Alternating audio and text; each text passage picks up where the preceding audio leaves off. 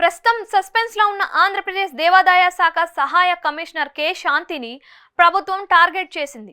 తాజాగా ఆమె భర్త ఎవరనే విషయంలో స్పష్టత కోరుతూ దేవాదాయ శాఖ కమిషనర్ సత్యనారాయణ నోటీసులు పంపారు. 2020లో దేవాదాయ శాఖలో ఉద్యోగంలో చేరినప్పుడు భర్త పేరు కె మదన్ మోహన్ అని సర్వీస్ రిజిస్టర్లో శాంతి నమోదు చేయించారు. గత ఏడాది జనవరి 25న ప్రసూతి సెలవుల కోసం దరఖాస్తు చేసుకున్నప్పుడు కూడా భర్త పేరు మదన్ మోహన్ అనే తెలిపారు. కానీ జూలై 17వ తేదీన నిర్వహించిన విలేకరుల సమావేశంలో పి సుభాష్ అనే వ్యక్తిని పెళ్లి చేసుకున్నట్లు శాంతి చెప్పారు. విడాకులు తీసుకోకుండా రెండో పెళ్లి చేసుకోవడం ఉద్యోగి ప్రవర్తన నియమావళికి విరుద్ధం. దీనిపై 15 రోజుల్లో సమాధానం చెప్పాలి అని నోటీసులో పేర్కొన్నారు. ఆమె తీరుతో దేవాదాయ శాఖ ప్రతిష్టకు భంగం వాటిల్లుతుంది అని ఆరోపించారు. దీనిపై వివరణ ఇవ్వాలని ఆదేశించారు. ఈ నెల 2వ తేదీన శాంతిని సస్పెండ్ చేసిన ప్రభుత్వం ఆమెపై 9 అభియోగాలు నమోదు చేశారు. తాజాగా మరో 6 అభియోగాలను ఆమెపై మోపింది.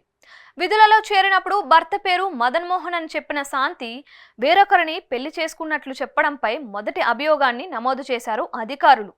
దేవాదాయ శాఖ ప్రతిష్టకు భంగం కలిగించారు అంటూ రెండో అభియోగాన్ని నమోదు చేశారు. కమిషనర్ అనుమతి లేకుండా విలేకరుల సమావేశంలో మాట్లాడటంపై మూడో అభియోగం నమోదు చేశారు.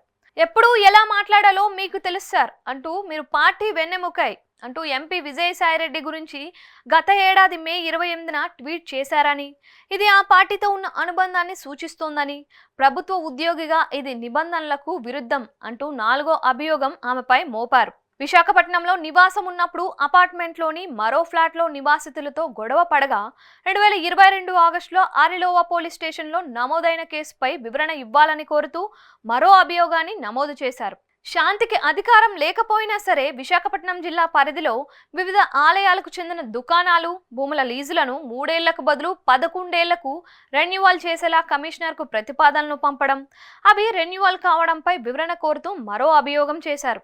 ఇలా ఆమెపై అభియోగాల మీద అభియోగాలు నమోదు చేస్తున్నారు.